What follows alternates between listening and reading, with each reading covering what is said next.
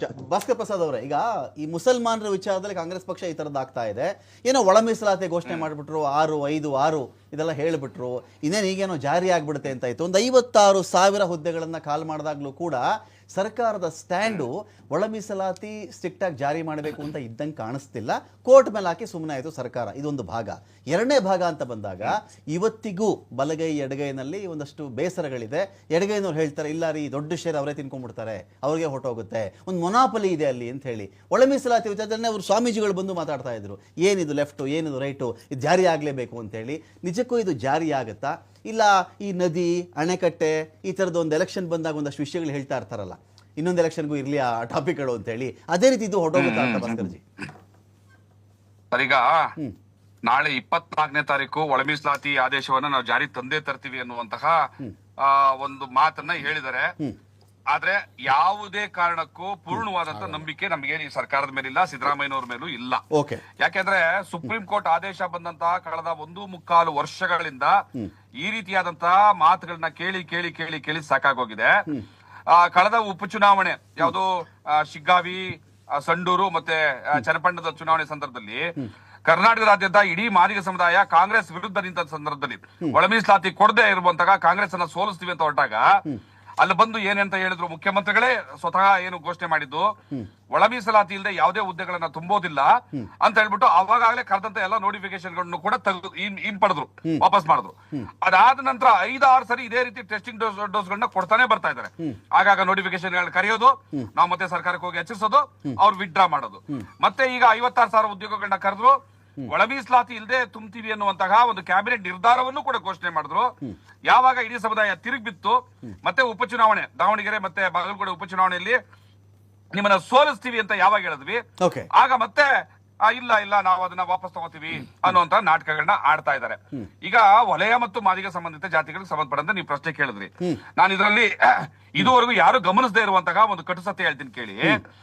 ಈ ಮೈಸೂರು ಭಾಗದಲ್ಲಿರುವಂತಹ ವಲಯ ಸಮುದಾಯದ ಕೆಲವು ಮುಖಂಡರುಗಳು ಇಡೀ ಕರ್ನಾಟಕದ ಎಲ್ಲಾ ವಲಯರು ಅಂದ್ರೆ ಮೈಸೂರಿನವ್ರು ಮಾತ್ರ ಅಂತ ತಿಳ್ಕೊಂಡ್ಬಿಟ್ಟಿದ್ದಾರೆ ಅವರು. ಇಲ್ಲಿ ಏನಾಗಿದೆ, ಟಿಪ್ಪು ಸುಲ್ತಾನ್ ರವರ ಕಾರಣಕ್ಕೆ, ನಾಲ್ವಡಿ ಕೃಷ್ಣರಾಜ ಒಡೆಯರ್ ಅವರ ಕಾರಣಕ್ಕೆ ಅಲ್ಲಿ ಒಂದಷ್ಟು ಭೂಮಿಯ ಹಕ್ಕು, ವಿದ್ಯಾಭ್ಯಾಸ, ಉದ್ಯೋಗ ಎಲ್ಲವೂ ಕೂಡ ದಲಿತರಿಗೆ ಹೆಚ್ಚಿನ ಪಾಲು ಸಿಕ್ಕಕ್ಕೆ ಸಾಧ್ಯ ಆಯ್ತು. ಆ ದಲಿತರು ಅಂದ್ಕೊಂಡ್ರೆ ಅಲ್ಲಿಯ ಪಾಪ್ಯುಲೇಷನ್ ಅಲ್ಲಿ ಅತಿ ಹೆಚ್ಚಿನ ಸಂಖ್ಯೆಯಲ್ಲಿ ಇರುವಂತಹ, ಅಂದ್ರೆ ಮೈಸೂರು ಭಾಗದಲ್ಲಿ ಹೆಚ್ಚಿನ ಸಂಖ್ಯೆಯಲ್ಲಿ ಇರುವಂತಹ ವಲಯ ಸಮುದಾಯಕ್ಕೆ ಈ ಅವಕಾಶಗಳು ಪ್ರದತ್ತವಾಗಿ ಬಂತು. ಅದು ನ್ಯಾಚುರಲ್ ಆಗಿ ಬಂತು. ಅದು ಬಂದ ಕಾರಣಕ್ಕೆ ಮೈಸೂರು, ಚಾಮರಾಜನಗರ, ಮಂಡ್ಯ ಮತ್ತು ಕೊಡಗು ಭಾಗಗಳಲ್ಲಿ ಅತಿ ಹೆಚ್ಚಿನ ಉದ್ಯೋಗಸ್ಥರು, ವಿದ್ಯಾವಂತರು, ಆಸ್ತಿವಂತರು, ರಾಜಕೀಯವಾಗಿ ಇವತ್ತು ಚಾಮರಾಜನಗರದಲ್ಲಿ ಇರುವಂತಹ ಟೋಟಲ್ ZP ಅಂಡ್ TP ನಲ್ಲಿ ಒಬ್ಬ ಮಾದಿಗ ಇಲ್ಲ. ಮೈಸೂರಿನಲ್ಲಿ ಟೋಟಲ್ ZP ಅಂಡ್ TP ನಲ್ಲಿ ಒಬ್ಬ ಮಾದಿಗ ಇಲ್ಲ. ಮಂಡ್ಯದಲ್ಲಿ ಟೋಟಲ್ ZP ಅಂಡ್ TP ನಲ್ಲಿ ಒಬ್ಬ ಮಾದಿಗ ಇಲ್ಲ. ಒಬ್ಬ MLA ಕೂಡ ಮಾದಿಗ ಇಲ್ಲ, MP ಕೂಡ ಇಲ್ಲ ಇವತ್ತಿಗೆ. ಇದನ್ನ ನೈಸರ್ಗಿಕ ನ್ಯಾಯ ಅಂತ ಯಾರಾದ್ರೂ ಕರಿಬಹುದಾ? ಇದಕ್ಕೆ ಮೈಸೂರು ಭಾಗಕ್ಕೆ ಸಂಬಂಧಪಟ್ಟಂತೆ ಮಾತ್ರ ನಮ್ಮ ಹೋರಾಟಗಾರರು ನಮ್ಮ ಹಕ್ಕುಗಳೆಲ್ಲವೂ ಕೂಡ ವಲಯ ತಗೊಂಡ್ಬಿಟ್ಟಿದ್ದಾರೆ ಅಂತ ಹೇಳುವಂಥದ್ದು ಇಡೀ ರಾಜ್ಯಕ್ಕೆ ಸಂಬಂಧಪಟ್ಟಿದ್ದಲ್ಲ, ಕೇವಲ ಮೈಸೂರು ಭಾಗದ ಈ ಜಿಲ್ಲೆಗಳಿಗೆ ಸಂಬಂಧಪಟ್ಟಂತೆ ಅದು ಅಂಕಿ ಅಂಶಗಳಲ್ಲಿ ಕಂಡು ಬಂದಿರುವಂತದ್ದು. ಫಾರ್ ಎಕ್ಸಾಂಪಲ್, ಮೈಸೂರಿನ ಯೂನಿವರ್ಸಿಟಿಯಲ್ಲಿ 51 ಜನ ದಲಿತ ಸಮುದಾಯದ ಪ್ರೊಫೆಸರ್ಗಳಿದ್ದಾರೆ. 51 ಜನರಲ್ಲಿ 48 ಜನ ವಲಯ ಸಮುದಾಯದ ಪ್ರೊಫೆಸರ್, ಅಸಿಸ್ಟೆಂಟ್ ಪ್ರೊಫೆಸರ್ಗಳಿದ್ದಾರೆ. ಕೇವಲ ಒಬ್ರು ಮಾದಿಗರು, ಇನ್ನೊಬ್ರು ಯಾರೋ ಒಂದು ಕಮ್ಯುನಿಟಿ, ಅಲೆಮಾರಿ ಕಮ್ಯುನಿಟಿ ಒಬ್ರಿದ್ದಾರೆ. ಇದೇ ರೀತಿ ಮಂಗಳೂರಿನಲ್ಲಿ 24 ಏನೋ ಅಸಿಸ್ಟೆಂಟ್ ಪ್ರೊಫೆಸರ್ಗಳಿದ್ದಾರೆ. ಅದರಲ್ಲಿ 17 ಜನ ವಲಯ ಸಮುದಾಯದವರು ಇದ್ದಾರೆ, 2 ಮಾತ್ರ ಮಾದಿಗರಿದ್ದಾರೆ. ಇದೇ ರೀತಿ ಬೆಂಗಳೂರಿನಲ್ಲಿ 40ಕ್ಕೂ ಹೆಚ್ಚು ಜನ ಪ್ರೊಫೆಸರ್ ಮತ್ತೆ ಅಸಿಸ್ಟೆಂಟ್ ಪ್ರೊಫೆಸರ್ಗಳಿದ್ದಾರೆ. ಇಲ್ಲಿ 40ರಲ್ಲಿ 4 ಅಥವಾ 5 ಮಾತ್ರ ಮಾದಿಗ ಸಮುದಾಯದವರಿದ್ದಾರೆ. ಇದೆಲ್ಲವನ್ನೂ ಕೂಡ ನೋಡಿ ಈ ಭಾಗದಲ್ಲಿ ಇವರಿಗೆ ಹೆಚ್ಚಿನ ಪಾಲು ಹೋಗಿದೆ ಅಂತ ಮಾತಾಡಿದೀವಿ. ದೋಚ್ಬಿಟ್ರು, ಕಿತ್ಕೊಂಡ್ಬಿಟ್ರು ಅನ್ನೋ ಪದ ಅಲ್ಲ ಅದು.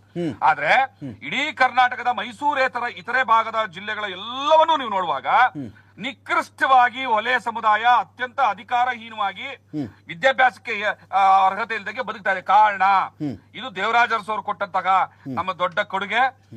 ಯಾವಾಗ ಸ್ಪರ್ಶ ಜಾತಿಗಳನ್ನೆಲ್ಲ ಸೇರಿಸಿದ್ದಾರೆ.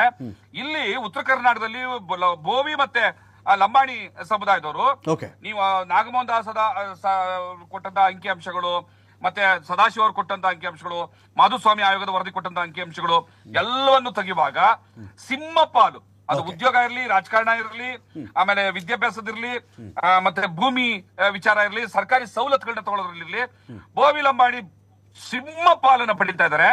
ಒಲೆಯರಿಗೆ ಇಲ್ಲಿ ಏನೂ ಸಿಗ್ತಾ ಇಲ್ಲ, Okay. ಮಾದಿಗರಿಗೂ ಏನೂ ಸಿಗ್ತಾ ಇಲ್ಲ. Fine, ಒಳ fine. ಮೀಸಲಾತಿ, ಒಂದೇ ನಿಮಿಷ ಮುಗಿಸ್ತೀನಿ. ಒಳ ಮೀಸಲಾತಿ ಜಾರಿ ಆಗೋದ್ರಿಂದ ಓಕೆ ಮೈಸೂರು ಅಲ್ಲದಂತ ಇತರೆ ಕರ್ನಾಟಕ ಭಾಗದ ಎಲ್ಲ ವಲಯದವ್ರಿಗೂ ಕೂಡ ಸಾಮಾಜಿಕ ನ್ಯಾಯ ಸಿಗುತ್ತೆ, ಮಾದಿಗರಿಗೂ ಸಿಗುತ್ತೆ. ಈ ಮೈಸೂರು ಭಾಗದವ್ರಿಗೆ ಏನು ಅಂತಂದ್ರೆ ಎಲ್ಲ ನಮಗ್ ಸಿಕ್ಕಿದೆ, ಈ ಒಳ ಮೀಸಲಾತಿ ಕೊಡ್ತು ಅಂತಂದ್ರೆ ನಮಗೆ ಸ್ವಲ್ಪ ಏನೋ ನಮ್ಮ ಪರ್ಸೆಂಟೇಜ್ ಕಟ್ ಆಫ್ ಆಗುತ್ತೆ ಅನ್ನೋ ಒಂದು ಇಟ್ಕೊಂಡು ಆ ಸ್ವಾಮೀಜಿಗಳನ್ನ ಮುಂದೆ ಇಟ್ಕೊಂಡು ಇಷ್ಟು ದೊಡ್ಡ ರಾದ್ದಾಂತವನ್ನ ಮಾಡ್ತಾ ಇದಾರೆ. ವಲಯ ಸಮುದಾಯ ಮೈಸೂರಿನವ್ರು ಅಲ್ಲದೆ ಇರುವಂತಹ ಕರ್ನಾಟಕದ ಇತರ ಭಾಗದ ವಲಯ ಸಮುದಾಯಕ್ಕೂ ಕೂಡ ಅನ್ಯಾಯ ಮಾಡೋ ನಿಟ್ಟಿನಲ್ಲಿ ಒಳ ಮೀಸಲಾತಿ ಬೇಡ ಅಂತ ಬಂದು ನಿಂತಿದ್ದಾರೆ. ಇದು ಈ ಸರ್ಕಾರಕ್ಕೂ ಅರ್ಥ ಆಗಿದೆ. ಆದ್ರೆ ಸಿದ್ದರಾಮಯ್ಯನವರು ಮುಂದಿನ ದಿವಸಗಳಲ್ಲಿ ತನ್ನ ಮಗನ ರಾಜಕೀಯ ಭವಿಷ್ಯಕ್ಕೋಸ್ಕರ ಮಹದೇವಪ್ಪ ಮತ್ತು ಪರಮೇಶ್ವರ್ ಅವರ ಬ್ಲಾಕ್ ಮೇಲ್ ತಂತ್ರಕ್ಕೆ ಒಳಗಾಗ್ತಿದ್ರೆ. ಸ್ವಾಮೀಜಿಗಳು ಕೂಡ ಇವತ್ತು ಸಂವಿಧಾನದ ವಿರುದ್ಧವಾಗಿ ಹೋಗಿ ಮಾಡಿರುವಂತದ್ದು ಬ್ಲಾಕ್ ಮೇಲ್. ಫೈನ್ ಫೈನ್ ಮಾತಾಡ್ತೀನಿ ಸರ್, ಮತ್ತಷ್ಟು ಮಾತಾಡಿಸ್ತೀನಿ. ಈ ಸರ್ಕಾರಗಳಲ್ಲಿ, ಆಳುವ ಸರ್ಕಾರದಲ್ಲಿ ಅಥವಾ ಪಕ್ಷಗಳಲ್ಲಿ ಅಂತ ಬಂದಾಗ ಇವತ್ತಿಗೂ ಈ ಬಲಗೈ ಸಮುದಾಯದ ನಾಯಕರೇ ಜೋರಾಗಿದ್ದಾರಾ? ಅವ್ರ ಪ್ರಭಾವವೇ ನಡೀತಾ ಇರೋದಾ? ಇನ್ನೊಂದು ಕಡೆ ಕಾಂಗ್ರೆಸ್ ಅಂತ ಬಂದಾಗ, ಅದರಲ್ಲೂ ಸಿದ್ದರಾಮಯ್ಯನವರು ಅಂತ ಬಂದಾಗ ಹಿಂದ ಅಂತ ಮಾತಾಡ್ತಾ ಇದ್ದಾರೆ. ಅಲ್ಪಸಂಖ್ಯಾತರ ವಿಚಾರದಲ್ಲಿ ನೋಡಿದ್ರೆ ಕಾಂಗ್ರೆಸ್ ಈ ಥರ ಆಗ್ತಾ ಇದೆ. ಹಿಂದುಳಿದವರು, ದಲಿತರ ವಿಚಾರದಲ್ಲಿ ಅಂತ ಬಂದಾಗ ಒಳ ಮೀಸಲಾತಿ ಜಾರಿ ಮಾಡಲಿಕ್ಕೆ ಮೀನಾಮೇಷ ಇದೆ. ಮಾತಿಗೆ ಮುಂಚೆ ಕೋರ್ಟ್ ಅಂತ ಹೇಳ್ತಾರೆ, 6-5-6 ಅಂತ ಹೇಳ್ತಾರೆ. ಅದರಲ್ಲಿ ಯಾರ್ಯಾರಿಗೆ ಎಷ್ಟೆಷ್ಟು ಅಂತ ಬಂದಾಗ ಇವತ್ತಿಗೂ ಎಡಗೈ ಕಡೆಯವನವರು ಎಲ್ಲ ಬಲಗೈ ಕಡೆಯವರಿಗೆ ಹೋಗುತ್ತೆ, ನೋಡ್ತಾ ಇರಿ, ನಮಗೇನು ಸಿಗಲ್ಲ, ಅವರೇ ಡಾಮಿನೆಂಟ್ ಗ್ರೂಪ್ ಇದ್ದಾರೆ, ಅವರದೇ ಮೊನಾಪೊಲಿ ಇದೆ ಅಂತ ಅವ್ರು ಹೇಳ್ತಾ ಇದ್ದಾರಲ್ಲ.